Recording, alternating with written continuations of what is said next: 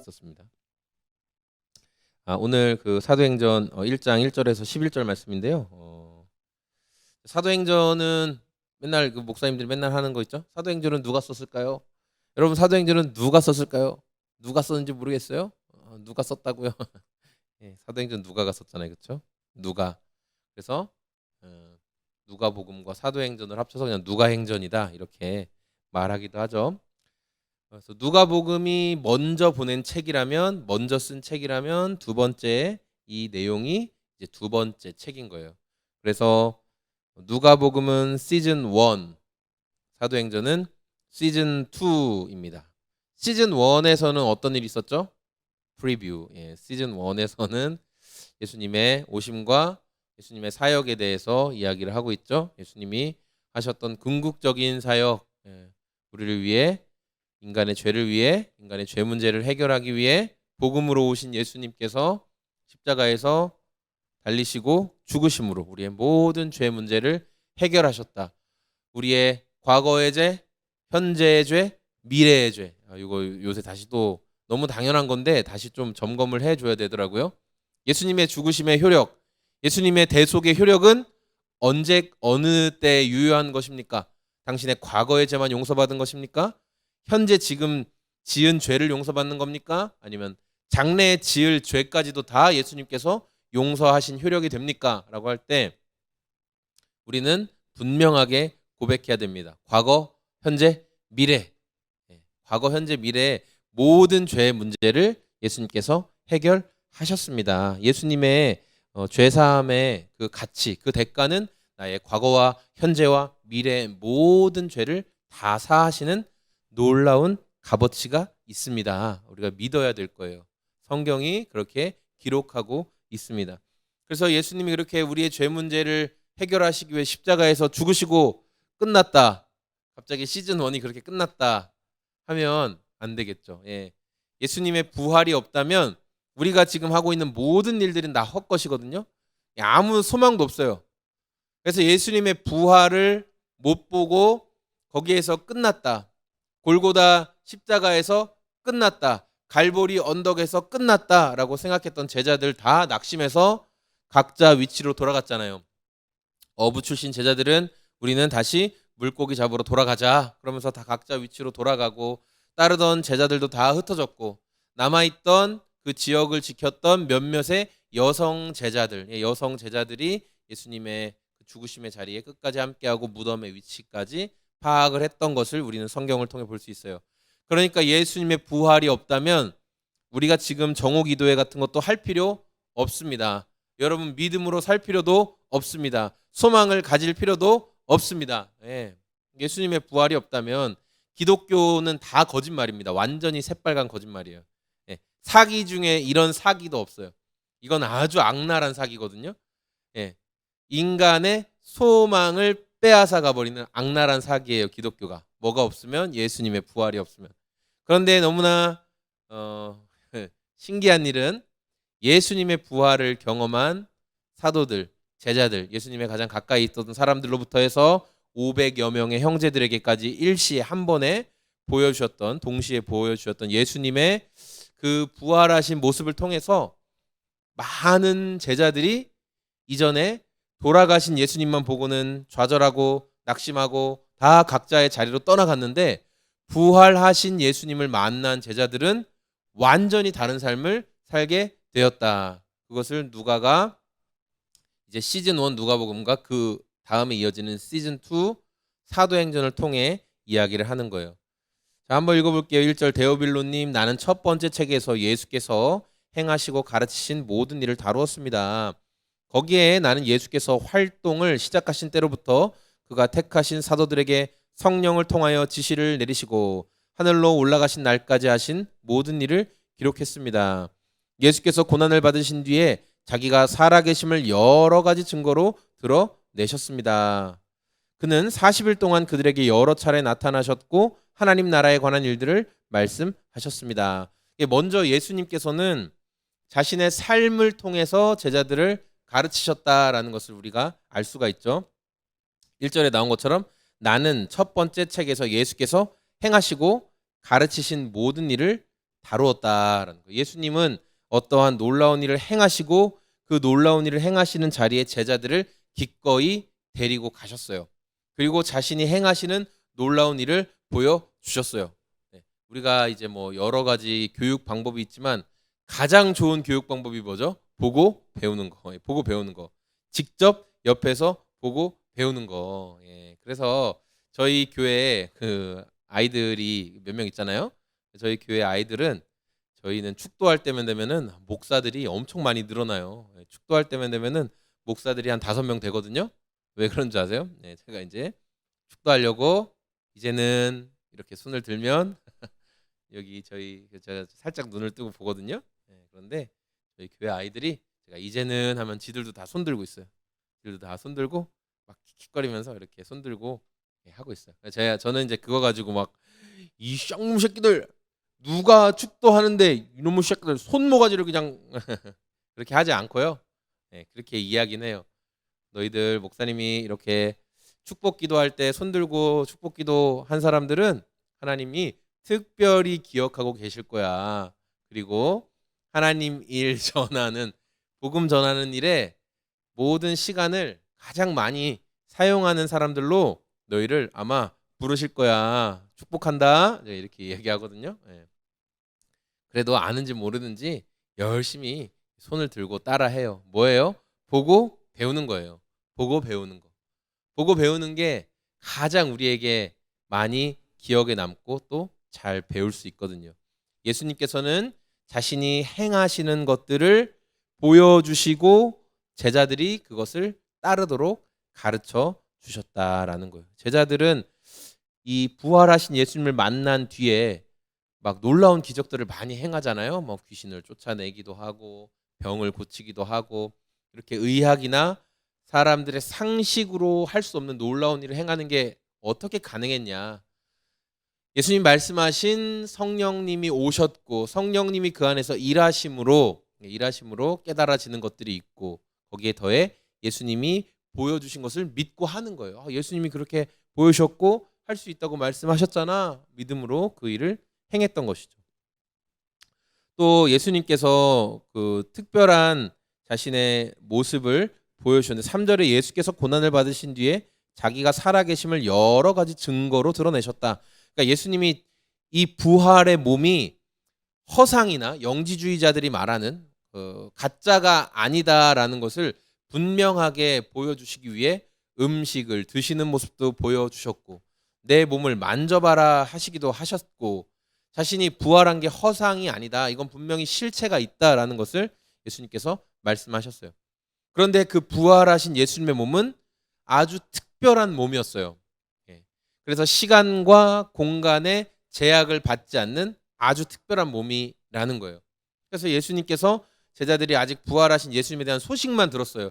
여성 제자들과 또 이렇게 엠마오로 가는 어떤 제자들 뭐 그들을 통해서 예수님이 부활하셨대, 다시 살아나셨대, 우리가 만났어, 우리가 봤어요라고 말하는 사람들의 이야기만 들었지만 아직 두려워하고 있을 그때, 그래서 숨어서 모여 있을 그때에 예수님께서 잠겨 있는 닫혀 있던 문을 벽을 그대로 통과해서 들어오셨어요.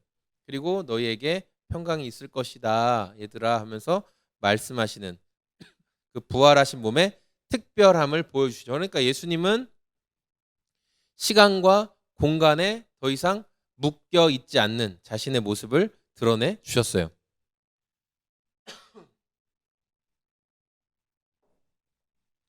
그래서 이제 제가 이거 사도행전 말씀 나누면서 이 부활하신 예수님의 몸에 대해서 좀 생각을 많이 하게 되면서 우리 교회 주일 설교 들어보신 분들은 알겠지만은 그래서 제가 저희 자녀들이 예수님을 만나고 싶다고 하는 거예요. 저희 둘째가 아빠 저 예수님을 만나고 싶어요.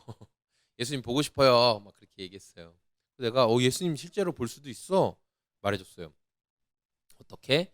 예수님의 몸은 이제 더 이상 시간과 공간에 묶여 있지 않으시니까 정말 예수님이 원하신다면 이 자리 가운데 예수님의 그 부활하신 몸으로 와서 자신을 보여주실 수 있다. 물론 하나님 우편에 앉아 계시지만 예수님은 부활하신 몸으로 언제든지 그렇게 하실 수 있다. 2000년 전에만 자신을 계시하시고 보여주신 게 아니라 시간을 넘나들어서 예수님 지금도 얼마든지 그렇게 하실 수 있다라고 자녀들에게 이야기해 줬어요. 그러니까 갑자기 열심히 기도를 하기 시작하더라고요. 네. 예수님께서 그렇게 부활하신 몸의 특별함을 보여주셨어요. 부활의 증거로 예수님께서 자신을 보여주셨죠. 그리고 하셨던 게 뭐예요? 40일 동안 그들을 가르치셨는데 하나님 나라에 관한 일들을 가르치셨다. 특별히 하나님 나라에 대해서 이야기를 하고 계십니다. 예수님께서 지금 말씀하신 하나님의 나라와 제자들이 이해하고 있는 하나님의 나라가 아직도 완전히 통일되지 않았다라는 것을 알 수 있어요. 예수님께서 말씀하신 하나님의 나라, 그 왕국의 개념에 하나님 나라도 있겠지만 예수님은 지금 각 사람이 하나님의 말씀에 예수님의 명령에 순종함으로 인해 그 마음이, 그 인생이, 그의 삶이 예수님의 통치권 아래서 다스려지는 삶을 살아가는 것을 하나님의 나라라고 말씀을 하시는데 6절에 보면은 제자들이 주님께서 이스라엘 나라를 되찾아 주실 때가 바로 지금입니까? 이렇게 물어봐요. 그러니까 제자들 생각에는 그 지상의 왕국, 지상에서 왕국이 세워지고 이 땅에서 이제 예수님 부활도 하셨으니까 예수님 부활도 하셨잖아요. 예수님 이제 메시아가 되어 주시는 겁니까? 이 땅에서 회복해 주시는 겁니까? 근데 예수님께서는 이제 그렇게 말씀하시지 않았어요. 아직 제자들과 예수님 사이의 간극이 좀 좁혀지지 않은 것 같아요. 제가 이제 오늘 이 말씀 묵상하면서 제가 그런 생각이 들었어요. 막 이렇게 기독교 정당들을 굉장히 많이 지금 하려고 막 노력하잖아요. 애쓰고 막 기독교 정당을 만들어서 어떻게 하고 저떻게 하고 막 이렇게 이야기하는데 저는 그분들이 정말 행정법과 어쨌든 나라가 법으로 돌아가니까 법과 행정에 탁월하게 전문 지식도 쌓고 그 분야에서 오랫동안 일도 하고 그래서 저 사람은 정말 행정가야. 정말 탁월해. 전문 지식이 있어. 법과 제도에 대해서 잘 알아. 그래서 그런 것들을 잘 제시할 수 있는 사람이야라고 인정되면 저는 그런 분들이 이렇게 공직에 나가고 그런 걸 도전하는 것들에 대해서는 나쁘다고 생각하지 않은데 그런데 전혀 법적인 지식도 없고 그런 데서 공부한 것도 아니고 또 그렇게 준비한 것도 아니면서 그냥 말 잘하고 사람들한테 인기 있고 또 사람들 끌어모으는 어떤 카리스마적인 어떤 게 있다고 해서 그걸 발판으로 내가 정계에 나가겠다. 내가 의원이 되겠다. 이렇게 하는 거는 이게 과연 맞나? 그러면서 더 나아가서 저분들이 이 땅에서 우리나라를 대한민국을 그냥 예수님 그러니까 기독교로 뭔가 국교화 시키려고 하나? 그런 생각도 들었거든요. 예수님이 능력이 있으셨으면 국교화를 시킬 수 있었겠죠. 예수님께 원하셨으면 능력이 없는 게 아니라 예수님이 원하셨으면 그냥 일시에 온 세상 온 나라를 다 그냥 예수를 다 믿어버려라 하고 정신을 뿅 우리의 정신을 뿅 바꿔 놓으실 수 있는 분이시잖아요. 얼마든지. 근데 주님이 그렇게 하시지 않는다고요. 여전히 믿는 사람들 한 사람 한 사람을 통해서 복음에 대한 도전을 주게 하고 또 때로 거절감을 받게 하고 그러면서 한 사람 한 사람 한 열매가 정말 힘들게 돌아오는 것들을 주님께서 그 방법을 사용하세요. 여전히 선교사들과 또 복음 전하는 자들을 사용하셔서 예수님 그런 방법을 사용하신다. 일시에 강력한 의원들과 권력자들을 딱 세워가지고 그냥 한 나라씩 싹싹싹 바꾸는 그런 방법을 쓰시지 않는다. 제자들은 지상 왕국을 계속 기대하고 지상에서 예수님이 통치하시는 그때가 지금입니까? 부활하셨으니까 그걸 물어보지만 예수님은 아니야. 성도들 한 사람 한 사람의 마음이 예수님의 질서, 하나님의 법에 의해 통치받고 살아가는 것을 예수님께서 하나님 나라다라고 말씀하신 것을 오늘 말씀을 통해 보게 돼요. 그러면서 제자들이 이스라엘 나라를 되찾아 주실 때가 바로 지금입니까? 라고 했을 때 예수님 7절에 그들에게 말씀하시기를 때나 시기는 아버지께서 아버지의 권한으로 정하신 것이니 너희가 알 바 아니다. 알바냐 아니냐? 알바가 아니다. 8절 그러나 성령이 너희에게 내리시면 너희는 능력을 받고 예루살렘과 온 유대와 사마리아에서 그리고 마침내 땅 끝에까지 이르러 내 증인이 될 것이다 라고 말씀하셨어요. 여러분 이제 예수님이 증인에 대해서 이야기하는데, 여러분 증인 요 성경에서 말하는 증인의 개념은 뭐냐면은, 내가 증언하고 내가 보았고 내가 믿는 것에 목숨을 거는 사람이 바로 증인이다라는 거예요. 내가 보았고 내가 믿고 내가 고백하는 그것에 대해 목숨을 거는 것. 제가 이제 며칠 전에 이렇게 대화 나누다가 예수님 이름, 하나님 이름 팔아가면서 기독교 무당짓 하는 내용을 좀 듣게 됐어요. 기독교 무당짓 하는 사람들이 진짜 많아요. 제가 영상도 찍어서 올렸었잖아요. 기독교 무당짓을 하면서 저는 그 사람들이 뭐 직통 계시를 받고 그래서 하나님의 음성을 직통으로 받아서 뭐 선포하고 뭐 어쩌고, 뭐 저도 그렇게 말씀을 통해서 이거 하나님께서 우리에게 지금 주시는 마음이구나라고 그렇게 선포해 본 적이 있으니까 그 행위 자체가 잘못됐다고 생각하지 않아요. 그런데 중요한 건 그 말씀을 선포하기까지 이것이 정말 하나님의 말씀이 맞는가, 하나님께서 이 마음을 주셨는데 이것이 정말 증명될 것인가, 하나님께서 이 일을 정말 이루실 것인가에 대해서는 두렵고 떨림 가운데 그 일들을 행해 나가야 되고, 그리고 그렇게 말을 내뱉었는데, 그렇게 선포했는데 그 일이 이루어지지 않았어요. 완전히 어그러졌어요. 잘못됐어요. 그럼 그것에 대해서 내가 하나님의 음성을 제대로 분별하지 못한 것 같습니다 라고 뭐 회개를 하든지 자신을 돌이키는 겸손함이 있어야지. 어떤 분이 그렇다라고 하더라고요. 아주 큰 몸에 문제가 생길 확률이 80%다. 지금 너무 두려워서 내일 수술을 앞두고 있고 내일 큰일을 앞두고 있는 분한테 내가 당신을 위해 기도했더니 당신 그 몸에 이게 큰 질병으로 나타날 확률이 80%다. 그럼 20%는 아니라는 거죠. 그럼 나중에 아니라고 판명되면 거 봐라, 20% 그거 아마 우리가 기도해서 아니면 하나님께서 당신의 기도를 들으셔서 돌이키셨나 보다, 뭐 이렇게 빠져나갈 구멍 만드는 거예요.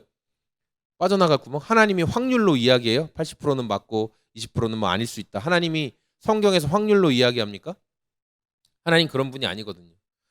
그러니까 증인은 오늘 저와 여러분들이 예수님의 증인으로 살아가고 증인의 삶을 살려고 하는데, 우리가 예수님을 사랑하고 그분을 위해 행했던 일들, 그분을 향한 믿음과 그 고백에는 무엇이 걸려져야 하냐면은 우리의 삶이, 우리의 목숨이 거기에 걸려져야 된다라는 굉장히 무거운 이야기죠. 무거운 이야기예요. 그래서 사도행전에 나왔던 수많은 사도들과 우리 믿음의 선배들이 내가 믿는 바 예수님을 위해서 자기 삶을 들여서 살았던 거예요. 그래서 어떤 사람은 순교함으로 그 영광을 돌리기도 하고, 어떤 사람은 일상 속에서 내가 믿는 예수님의 영광을 드러내기 위해 뭐 그 백색 순교다 뭐 그런 얘기도 하는데, 어쨌든 매일의 삶에서 내가 믿는, 내가 신뢰하는, 내가 고백하는, 내가 말하는 그 예수님의 영광을 드러내기 위해서 자신의 삶을 희생하고 내어놓고 포기하면서 살아가는 순종이 있었다라는 거예요. 여러분, 증인은 내가 보고 믿는 것에 목숨을 거는 사람이 증인이에요. 내가 이렇게 말해놓고 내가 이렇게 하나님의 뜻이다라고 생각하고 떠들어놓고 안 이루어졌으면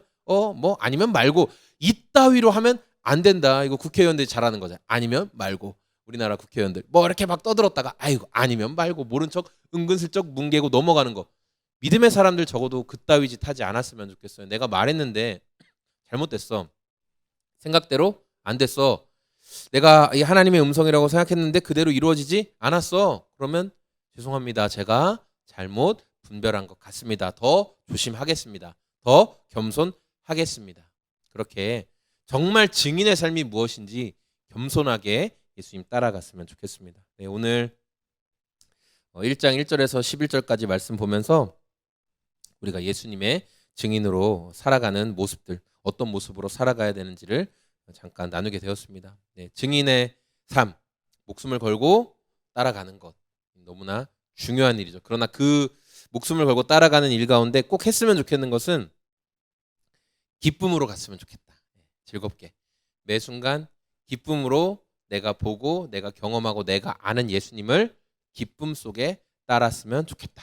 네, 우리 기쁨으로 예수님 따라가는 저와 또 함께하는 분들이 다 되었으면 좋겠습니다. 아멘.